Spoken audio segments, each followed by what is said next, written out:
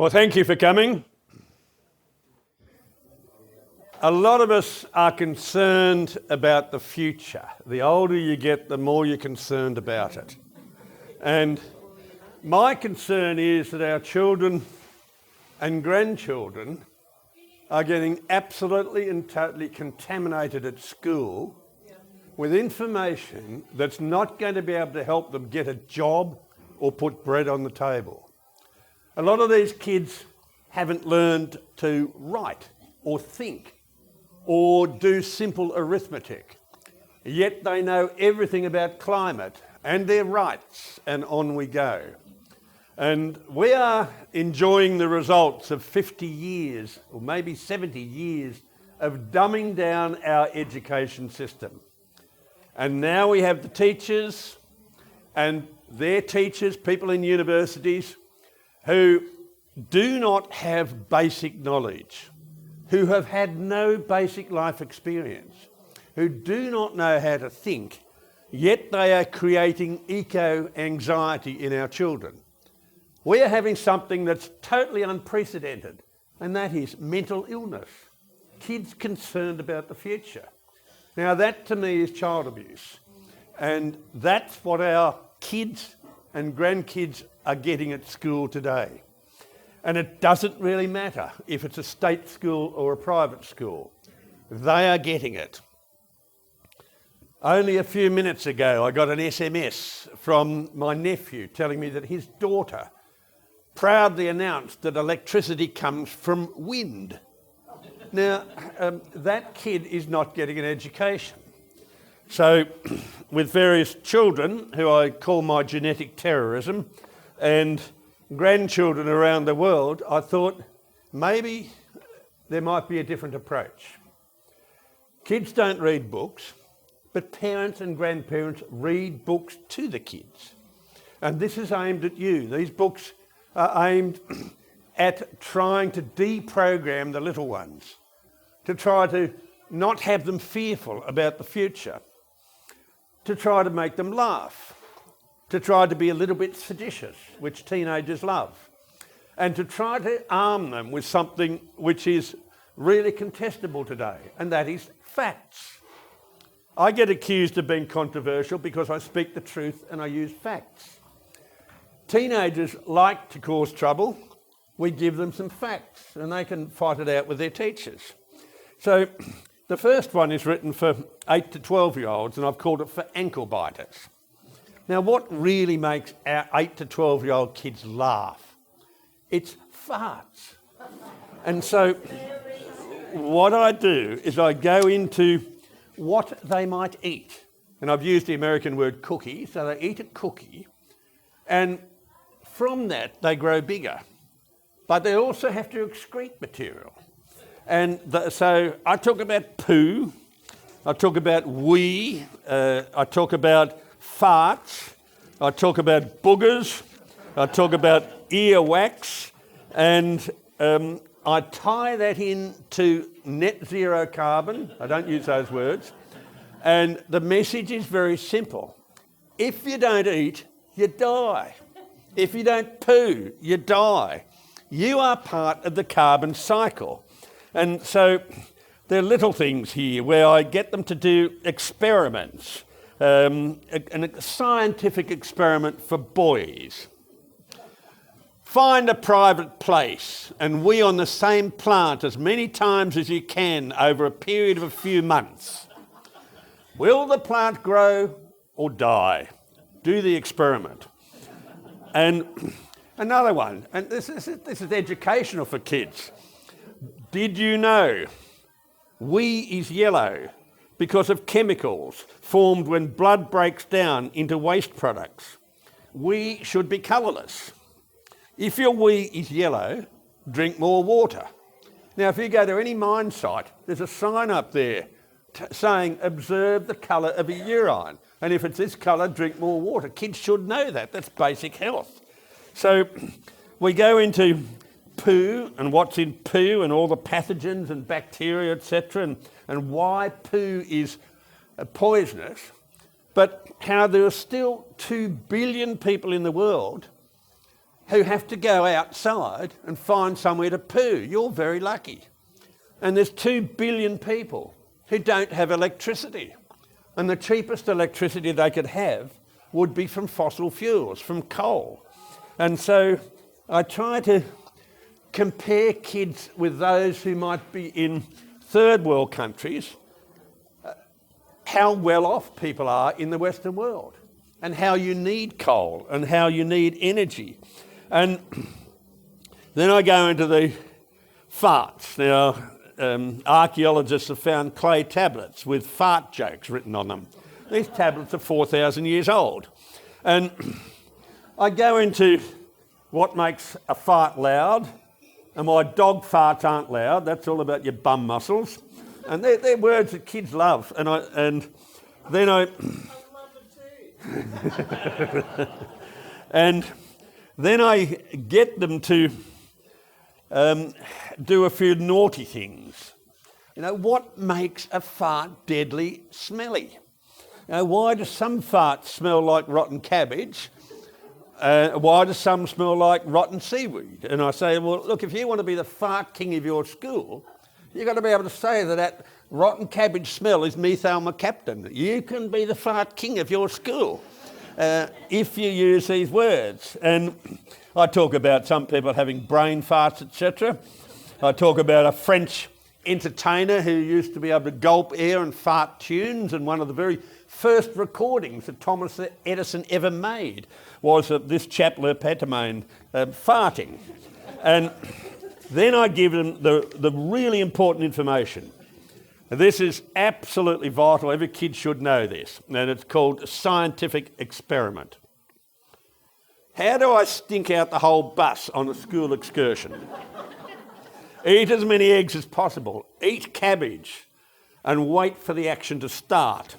And then I point out that if you smelt it, you dealt it. So you've got to keep quiet, because farts go at 10 kilometres an hour. Wait a while, and you've got to wait, and then you can blame someone else. And then I've given them an experiment not to do. Don't get into an elevator as the doors are shutting and then fart. Or don't do that.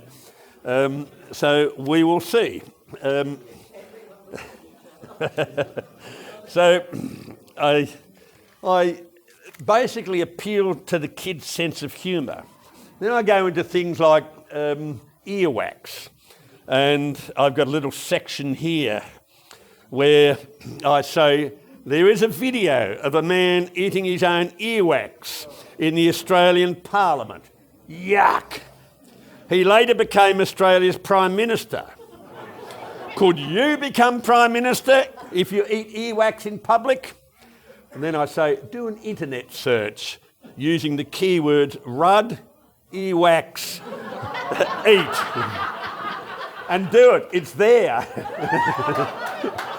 So this is to try to get kids laughing and try to get kids being a bit naughty, and I've got a few things here not to try unless your grandparents are present.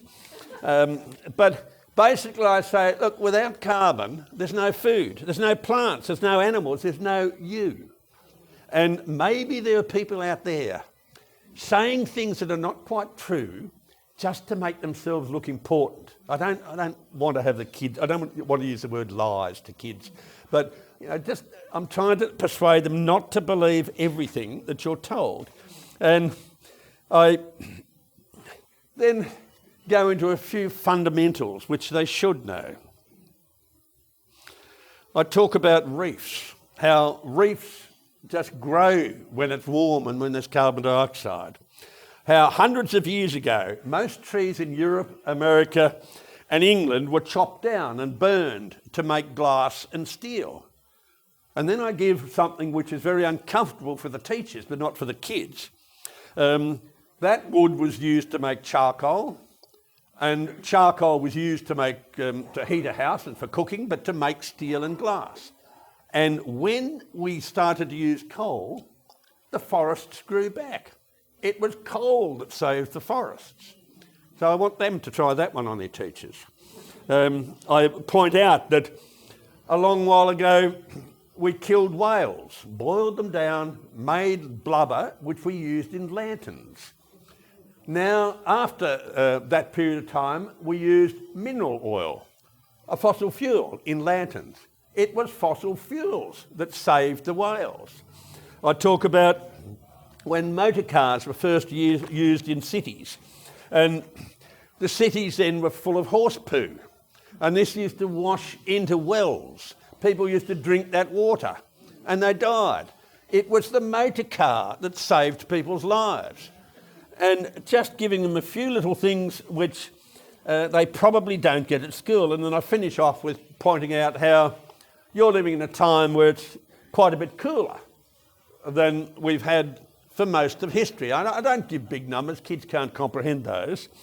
And I finish it off with something really very seditious and very naughty, which I'm sure kids will like. Now that's for 8 to 12-year-old kids, and on a FaceTime call with my 7-year-old grandkid in Montreal, he showed me his latest book. And I knew that I'd hit the target with this book. And the title of that book was Do Girls Fart? And he was rolling around whimpering with laughter. So this one is for little children. I love it. So do I. And the interesting thing about that is I did a sound recording of that. If that's the press, I'm busy. I did a sound recording yesterday in Perth. I've flown across from Perth this morning to be here. And the sound recorder was a real greenie. And I was reading this book out, and I think I changed his mind. So this is not only for little kids, it's for people who might have closed minds. The second one is for teenagers, and we all know what teenagers are like. They're horrible. They'll open the fridge and say, oh, there's nothing to eat. Or they will want to complain and whinge and groan. Or they'll say, oh, that's not fair. Well, I'm trying to exploit that. So I firstly start out with extreme weather events and just looking at storms and hurricanes and how over time fewer and fewer people have been killed. Yes, we live in bigger, better, stronger buildings, but fewer people have been killed. I look at forest fires and look at, over time, the number of forest fires has been decreasing enormously. There is still 75% of forest fires lit by arsonists. Most of the others come from sparking machinery or power lines which have fallen down, as recently happened in Hawaii. So I go into floods and how floods are quite normal. And for some odd reason, if you live on a floodplain, you get flooded. Strange, isn't it? And how that your flood just here in this part of the world couldn't be related to global carbon dioxide. Otherwise, you'd have global floods. So I go into the extreme events that are meant to be unique, that are meant to have occurred only in your life and at no other time. And I go into just the basic facts. I go into heavy rains, and I actually relate some of the heavy rains to events they would never hear about.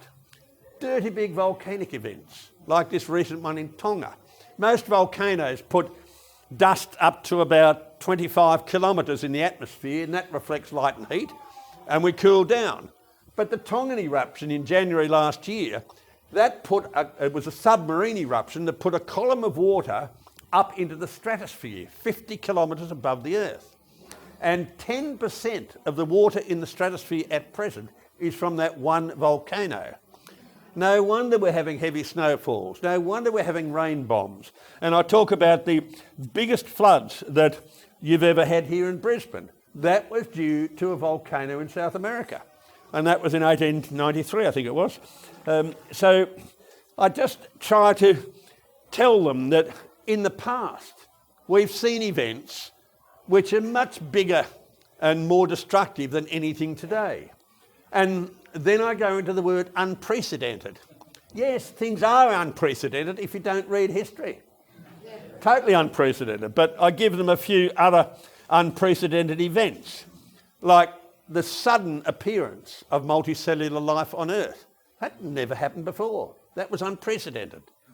There was a Tuesday 4,000 million years ago when it rained for the very first time on planet Earth. That was unprecedented. But these other things, no, they're not unprecedented. Then I go into the temperature record and say, look, we've got long records going back hundreds of years, and we've measured temperature. And there's nothing that is surprising, nothing unprecedented. There is nothing to worry about, nothing to have eco-anxiety about, because we have a variability of temperature, and what we're measuring is within that. I don't use those sort of words. They're the words for people who are a little bit older. And then I look at what's been happening in the last few thousand years.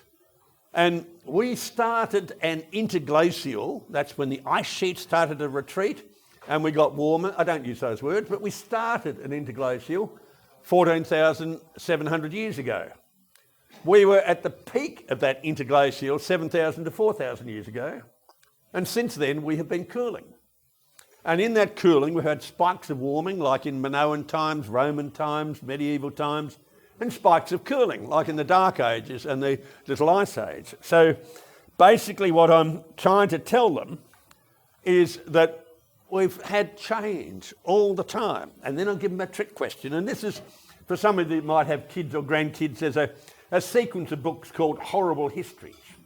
And this is written in the style of Horrible History. So I've got a trick question here. If you're ever asked whether the planet is warming or cooling, the only answer to give is yes.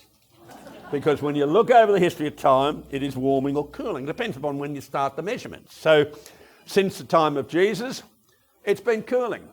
Since the Dark Ages, it's been warming. Since the medieval warming, it's been cooling. Since the Little Ice Age, I mean, it's not going to cool down since the Little Ice Age, it's going to warm up. And that's exactly the situation we're in now. And then I go through why at some times the whole community goes nuts. And we're in one of those stages now and saying, look, don't worry, you're just living in a period of time when everyone's gone nuts. It's happened before. And I go into a period in the Little Ice Age when witches were rounded up and killed. And they were killed when we had very, very cold seasons. And I've got a plot here showing temperature and the number of witches that were killed. And there's a perfect correlation between witch killing and the ultra-cool periods of the Little Ice Age, because we all know that witches caused crop failures. And the most amusing thing about this is that when they'd killed the witches, the temperature actually started to warm up. So I posed the question, well, does killing witches change climate? Now, kids know that's ridiculous. But then I go into exploiting a few other things about climate, saying it's always changing. I've looked at the last 500 million years of climate and how we've been cooling for the last 50 million years. And we had the ice age we're currently in 34 million years ago it started. We're still in it. And don't worry about it. We've only had 6 ice ages. Don't worry. There's no legislation. Nothing will do to change that. And I just try to put the current weather into perspective. But I come then to something which is really important, and that is that the gas of life, carbon dioxide, the gas that plants use, is called pollution. And I ask them questions. Well, what really is pollution? Tell me about pollution. And if you really want to show that carbon dioxide is poisonous, I've got an experiment for you.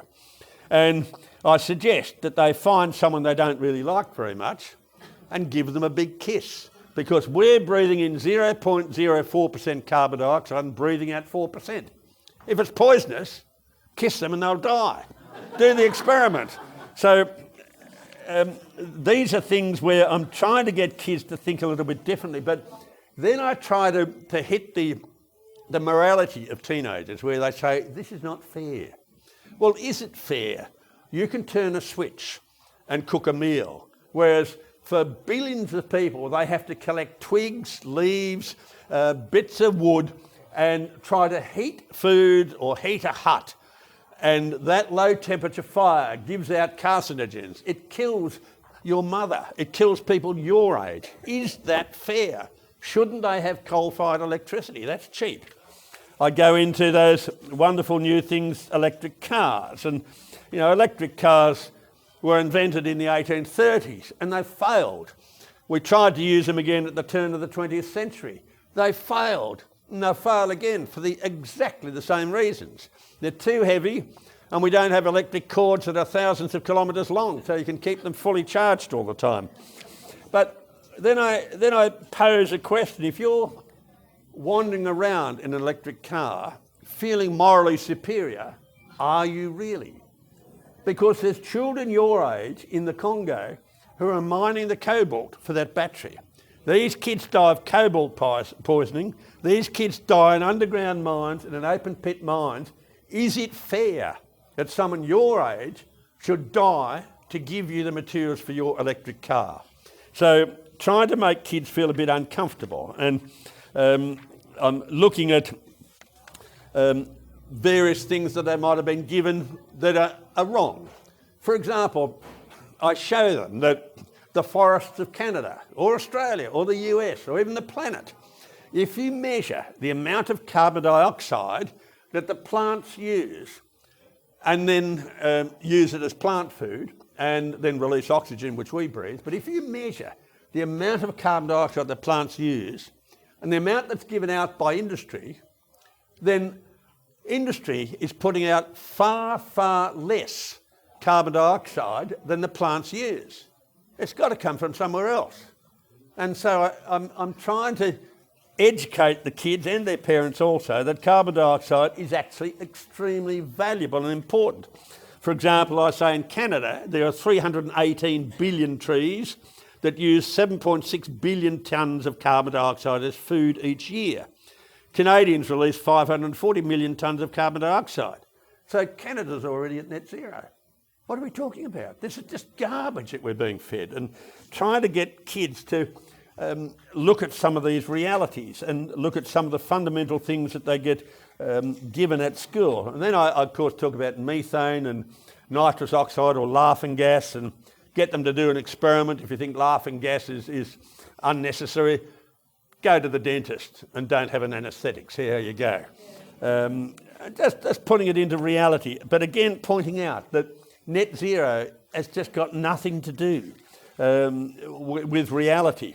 And a lot of did you knows about the temperature, did you knows about sea level changes, which I go into later in the other book. And I finish up with basically looking at the technology that has arisen out of this hysteria about human-induced global warming. Now, teenagers, they don't earn money. They don't understand economics. But just pointing out that you won't be able to buy yourself a house when you're older, the way things are going. We have totally destroyed a cheap, reliable energy system. And then I give them clues to how you identify propaganda dressed up as science, how you identify that someone's not quite telling you the truth and why that might be the case. And finish off by telling them that governments like to keep people frightened. Kids have got to learn these things earlier. And basically about how much carbon dioxide wealthy people emit compared with poor people. And in fact, the solution to all your global problems is to get wealthy. And then you have less kids. It's well known. The third one is written for older people, and this is basically a very abbreviated summary of my first year university lectures, but written in a language such that people can understand it. So I start, like all scary novels, with it was a dark and stormy night on a Thursday, 4,560 million years ago, when bits of space junk coalesced, etc. Then in the first page, I go into something that we've all wondered about. Is the moon made of green cheese? Now, I've got some scientific information that can support that argument. In geology, we work out what the composition of a rock is from the speed of an earthquake wave through that rock. And we can say, oh yes, that's basalt. Some clown got funded by a research organisation to look at the earthquake shockwave velocity through cheeses. You know, this is true. And that person found that the earthquake shockwave velocity of a Norwegian green cheese was exactly the same as that of moon rocks. Therefore, the moon is made of green cheese. And I say, well, prove me wrong. And this is an exercise in scientific thinking where you don't use one strand of evidence. You have to use a lot of other strands of evidence. So I go into the history of the planet, how we've had 6 great ice ages. Each one of those 6 started when we had more carbon dioxide in the atmosphere than now. So how the hell can carbon dioxide drive warming? That's just not possible. What's written in stone tells us a different story. I go into the 5 major mass extinctions and look at how we get mass extinctions, what happens. And yes, we're getting extinction at present, which is called turnover of species. Some critter dies and a new one fills the ecology. We have, for the last 500 million years, had an increase in the number of species on planet Earth. They are still increasing despite extinctions. So it's basically trying to put it into perspective. I write about the Industrial Revolution, emissions of carbon dioxide, how we've got 2 great experiments that were able to be used to show that human emissions of carbon dioxide do absolutely nothing to the climate. The first was 9/11, when aeroplanes in the US were shut down. The amount of carbon dioxide that the Americans were emitting went down enormously. The second was COVID-19, when we had a great crankback in the amount of travel that people did. And again, the emissions of carbon dioxide went down. What happened to global carbon dioxide? It kept going up. So there's another source of the carbon dioxide, which is very clearly the oceans. So this is a book for people who are a little bit more advanced, and I look at the proportion of fossil fuels that we've used over the last 120 years. And we're still using 82% fossil fuels. Just the amount of energy we use has gone up. And I then go into a section I've called Sea Breezes and Sunbeams, just pointing out how ridiculous wind and solar is, and how wind turbines are manufactured by a country that's closing down our coal mines.